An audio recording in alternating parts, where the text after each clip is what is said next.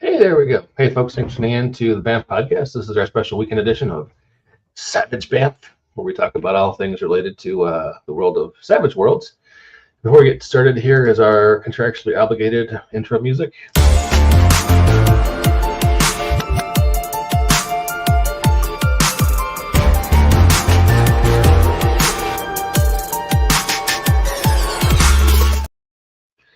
I play that music for a couple of reasons. Number one is my probation officer's kid made it, and it helps that relationship be a little easier. And also, because that assures you, gentle viewer, this is a high quality, high production values podcast. It's only the finest, farm to table, ethically sourced, geeky conversation for your podcast listening pleasure. With us today, we have Mr. Paul Vincent from Tablecat Games. How are you doing, sir? I'm great. Thanks for having me on the show. I really appreciate it. I appreciate you having. This is your second visit. We like when people come back. Yeah, I was crossing my fingers for an invite. I don't like to be pushy and ask for invites. So, Oh, it's all good, man. Hey, if you want to know what Paul's doing, let me mention it's flowing along the bottom of the screen as a banner at tablecatgames.com. Anything we talk about in this show, you can go there and get more information about it. Right off the top, let's mention you have a Savage Worlds project that is on BackerKit right now, and that's an adventure for your for Street Wolves, just kind of your vaporwave setting for Savage Worlds, right? it's it's 1980s, more synthwave. There's a difference between the two. Vapor. I'm not going to get into it, but yeah, it's more synthwave flavor. But Miami Vice inspired. Also, some bits of Grand Theft Auto, Vice City type stuff, but very Miami Vicey. But that's Street Wolves that came out like a couple years ago. I had the print done last year, and then I've had a couple adventures come out since then, and then this is like a mini campaign. I don't know where the line blurs between like long adventure and campaign goes, but it's a multi-session sandboxy adventure, and unlike Street Wolves, it takes place in a small Wisconsin town where I'm from. You could probably detect my accent. But I had already written tons of city-based adventures, and I've run them, and I have ones that I'm set to release in the future at some point. But at a certain point, I was like, I want to do something different. I want to do something that takes place in a small town. And then also, I had been listening to Megan Caves and watching some of her stuff. She's Gone Rogue Entertainment, and she was on Wild Cards. And I wanted a reason to work with her, and she had these adventures on Drive-Thru RPG. They were like these sound things that you could build an adventure around, and so you'd have like sound, and it'd be like interactive. So I started talking to her, and she was on board of like working with me. So I thought, well, how could I incorporate sound into an adventure? And it kind of spiraled out of that, where during the investigation, the players find cassette tapes that are left by a previous investigator. And so these tapes have clues and provide like background and stuff that they might not pick up as they're investigating otherwise. So part of this crowdfunder is I was going to release the adventure either way, but I wanted to pay for Megan's time, without like hoping to release it and then get the money. It was like, I want the highest quality production values possible. So I took it to BackerKit, and that's where we are now. All right, and it looks like your initial goal was $100, and you're closing in on 3K with a week left. So congratulations, you're doing great. Thank you. Yeah, the bar was real low because it was like I'm making this thing either way, but it's like how much can I put into it the higher I go, right? Like I'm not just gonna put $100 worth of value into it and walk away with the rest. It's not like, oh, now I have a much bigger budget for more art, and paying Megan just right out of pocket, and paying like proofreader from this without having to dig into like the savings account. So this is really helpful for me to make this adventure a reality. And I've run it about, I can't, my brain is real foggy, but I think I started writing this about 2 years ago, maybe. And I've run it about 3 or 4 times with different groups. And each time we've run it, it's been really fun. So it was definitely one of those things where it's like, if I'm going to take any of the adventures I've written to a crowdfunder, this is going to be the one, because this one is really special to me, especially, you know, the small town Wisconsin thing. Yeah. But for various, I like the audio stuff. Unfortunately, my players would have to hear me reading the audio logs versus a trained actor. But you know, How, how does that work? If you pick up the product, do you get a zip file with MP3s, or how's that going to yeah, work? that's what's gonna happen. Is, you know, always have like some sort of assets file that has like tokens or character sheets or whatever. So you'll get MP3s with this. But there's also some levels where you can get an actual cassette tape, and Oh, they'll be on the cassette tape. If you want to go to the pledge levels tab, you can see the little pictures of the things. But yeah, there we go. um, Oh, so, sweet. Okay. and that's another thing for like the budget is like, well, now I feel more confident that the tape isn't just going to be a blank tape with like some writing on it. Like I'm going to try to put a little more production value into like the tape itself. Hmm. Um, so I'm excited for that. But and then I just added the Foundry module as an option, as an add-on or a level, where Hmm. in that obviously the sound can just be included in the package, Hmm. so you'll just be able to play it from the Foundry thing or download it to your PC if you want to use it. Yeah, that's pretty cool. A lot of Savage Worlds guys are doing Foundry stuff now. I've done my last few adventures there too. It's a cool platform. Yeah, that's the only way I run Street Wolves, because I've only really been able to find regular players online, Hmm. and it's just easier for me to do all the card stuff, all the, you know, the combat, like I click a button and then it does the pluses and minuses for me more automatically. I really like that, where I could just focus on running the adventure, and I don't have to have as much mental strain for doing math or anything like that. Yeah, I'm all for anything that makes a GM's life easier. Well, that is cool stuff, man. All right, so this is running for 8 more days. You have smashed through your goal. Obviously, like we talked about, it was a low goal. Are you doing stretch goals? Should we talk Not about those? Okay. really. It was more just like, this is my budget now. Mhm. But I did kind of do a secret stretch goal for the Foundry module. It was like, okay, we hit 100 backers, and it was also my birthday about the same time that happened. So it's like, all right, I'll add this as a secret stretch goal. So that was like the one that was out there. But Sweet. I like your inspirations. This is inspired by Twin Peaks, Silence of the Lambs, and thrillers of the Coen brothers like Blood Simple. Heart of yeah, Glass with twists and turns that will rock players to their core. Well, that's pretty cool. I've got to say, I've had some screenwriter friends, and Blood Simple, yeah, it seems like it's the movie that, if you're a serious Coen brothers fan, that seems to be the one everyone goes back to. it's very good. It's got these really cool visuals. It's the plot's, I don't want to spoil it or anything, but the plot is very based on people not talking to each other, which is interesting. There's all these misunderstandings. Um, but like just some of those visuals are so good, where there's a character with her back against the wall and like these bullet holes and the light is shining through. I'm Mhm. definitely going to steal that for art in one of an upcoming Street Wolves release. I don't know where or when, but it is going to happen. Sweet. Well, hey, let's talk about some other projects that you've got going on. One I was curious about that I saw you were backing or doing a campaign for a while back was Monster Truckers. Right. Yeah. And My hat. let me pull that up on your website. But can you explain this to our viewers? So the pitch is really simple. You play as semi-truck driving monsters in a post-apocalyptic place called the Worstlands. Mhm. You're basically driving semi trucks, trying to make deliveries, fighting weird stuff.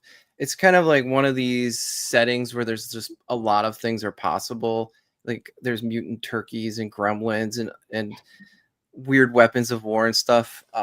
The the mechanics are Tribe Cube Tales based. Mhm. So you use a 3d6, and it's very narrative focused and pretty loose and fast and really easy to get into like these really funny or fun situations where you could have like, you're driving down the highway and you're engaged in this crazy combat situation and things keep changing. So that's Monster Truckers. It's super fun and real lightweight, and I did it on Backer Kit, I think. Yeah, that was one. Yeah, that was on Becker Kit too. So, yeah, I was surprised. I thought I saw you as a Savage Worlds guy, but I'm also a big fan of rules light RPGs. So So that's cool. yeah, what I'm trying to do is I'm trying to do like other things in between stuff. So like I'll focus on Street Wolves, and then the next thing I do is something wildly different, then back to Street Wolves, just to branch out and try different things. That's cool. And this world I made for this, it could work as a Savage World setting, but I feel like it'd get a little too crunchy for what I was going for initially. Like I'm always open now to like going back, maybe someday down the road I can translate this to Savage Worlds, But for the initial run, it's like, okay, Try Cube Tales is great for this. This is what I'm going to use for it. Sweet, sweet. That's pretty cool. Yeah, I've always been a fan of monsters as the protagonist in an RPG. So it's Yeah. kind of a cool look. Originally when I did this, it was supposed to be like a little more scary and stuff, but like it's impossible to maintain that tone when you're a vampire or werewolf driving a semi truck. Like players are just naturally going to go more towards comedy. It's like, okay, I'm going to embrace that now, and that's more the direction I went. Yeah, it's that was a challenge even back in the World of Darkness days. Was I can imagine. Yeah. Yeah, at some point, yeah, we're monsters, creatures of the undead, but it's here we are in a Corvette running down, the streets of LA, fighting off gang members, and it lends itself to comedy at some point. Now you got a bunch of other projects going on. Did you want to talk about the solo game you're working on, or is it too early to talk about that? I can talk about it. It's in development where this game. Okay, so all these other things we've talked about have used other systems, and this solo game is like the first one I'm really kind of developing things from the ground up. Not that I'm just making things up from whole cloth, but it's more like, what kind of dice should I use? What should my target numbers be? Like, what happens if XYZ? A lot of the other games, I focus more on story and setting and let somebody else do the heavy lifting, like Savage Worlds, right? It's like, oh, I only need to bolt on these other pieces and then tell a story. Or Try Cube Tales, it's like the system's great. I don't really need to do anything to it. This is more like I'm doing a lot more like if I roll this, what happens kind of stuff. But it's essentially, you probably notice a lot of my games and ideas are very retro themed. And this solo games is really influenced by Atari 2600 box art. And it's a space game where you're the pilot of a starfighter and you have to go blow up an enemy world, essentially. So it's kind of got a very simple plot, and the things that happen in it are kind of there's like kind of like these Twilight Zone-y type endings and stuff. So you don't really have your memories. There's like part of it is like there's not as huge of a journaling aspect. But there is some journaling where you're recovering memories and making discoveries and that sort of thing in between blowing stuff up. That's fair. I love your inspirations because 2600 Atari 2600 box art was amazing. Yeah, and I was telling people like when I was a kid that when I was coming to like age of video games playing, Atari kind of had that tremendous fall. So we would go to like rummage sales and stuff, and we would get tons of Atari games from everyone else selling them. And so I had all these Atari games, but I never had the boxes or the manuals that would actually tell you what was going on. So it was just like, well, what's going on in Super Breakout, like, or Haunted, like the art really helped tell the story. And that's kind of like for this solo game, one of the most important aspects for me is getting that cover art right. And I have a cover artist now, and we're doing some talking back and forth. And I also have somebody designing the starship, and so we're I'm gonna have a cover that looks a lot like an Atari game, and I'm very excited about that. I'm that I'm a little jealous because that's an idea I've been thinking of myself. Hey, you Yeah, could still do it, just do a different genre, like a different. I'm with you. Just looking back over all the money I spent this last year on Starbeards, Space Dwarf, Yeah, coming soon to Savage Worlds. those are Maybe, awesome. oh yeah, thanks. That someone that's the action deck.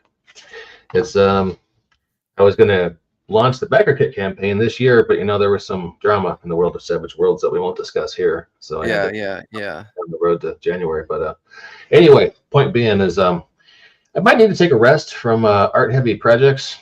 Just focus on Right. doing, yeah. Well, the plan for this is the most of the heavy art is on the cover, and then I may do interior stuff that's more pixel based, which I feel like I can handle, like Atari level graphics, and That's fair, really yeah. try to do that sort of thing as like the filler, and then kind of like artistic, like graphic design. But most of the art is going to be on that cover just to adhere to the Atari thing. That's I mean that's kind of it's a good callback to the games themselves because you would sometimes have really amazing evocative color art, and then inside you're like moving around pixels. Well, look, one of the biggest ones for me always was Yar's Revenge because I really like that game, but it's just like a little bug flying across the screen, and then there's some bars and a thing that shoots at you once in a while. Hey, I It's found that box. Let me share that real fast. yeah, That it's that a is great bug. that is not as high res as I wish it were, but yeah, I mean You get it's the a idea, cool, yeah. yeah. I always wondered what's this bug's deal, and then you find out that Yar isn't the bug's name; it's the bad guy's name. Boy, it's been so long. Yeah, I Sorry to knew. mean to jog your memory. It's you get to be old. There's all kinds of things to jog my memory. But I had a friend who was in a joke pirate band for about 5 minutes, and their name was Yar's Revenge. Oh, I like it. Yeah, yeah, little geeky Dual callback. meanings. Yeah, yeah, fun stuff. Oh, well, cool. So I saw something on your webpage I wanted to ask about. It looked like it's still something different for you. Let me share because your cover art's kind of cool. It's called "The Wicked Forever King Hungers." Just wondering if you could tell us what that's about. So that one was I had been developing Street Wolves for a while at that point. This was a few years ago, and I wanted to bring I wanted to use Kickstarter for Street Wolves, but I had no Kickstarter experience. So I thought, well, what could I do that's small and give me some Kickstarter experience, but also something that didn't use a lot of art that was custom. Hmm. So I came up with this horror game. I don't want to say horror exactly because it's more like dark fantasy that there's some humor and stuff into it where I used a lot of like stock photos and just things I could make, Hmm. and I built it on lasers and feelings, which lasers and feelings only has two stats, lasers and feelings, Yeah. uh, and you're good at either one of them. And in this, it's guile and brutality. So again, this is me using somebody else's mechanics. I didn't really make many changes, although I did add like a doom counter kind of a thing. But basically, you play as heretics. There's this godlike king that sleeps, and his dreams kind of affect the kingdom, and it makes it a real crappy place. And every once in a while, like millennia's, he'll sleep, and every once in a while he'll wake up. And when he wakes up, he hungers for something, and if he eats that thing, he gets ultimate power, and it effectively some sort of like world-ending event kind of happens before the cycle begins again. So you're the heretics trying to stop him from feeding. So it's a pretty simple gameplay loop where it's more like a one-shot type of Hmm. game. Each time you play it, there could be different, completely, vastly different things that happen because that's what's happened in playtesting. It's we haven't had this. The main story is the same, but the plot changes. Um, but yeah, so that one's been out for a little while. It doesn't get a lot of attention online, but whenever I go to conventions and people pick it up, I will almost like every time I'll sell like, 4 to 5 copies, just from people picking it up and discovering it for the first time. And I know that sounds like a small number, but when you do tiny conventions, it's actually a really good number because I'm not doing like Gen Con or anything like that. But yeah, that I still, it's near and dear to my heart. The cover art was provided by Hodag RPG.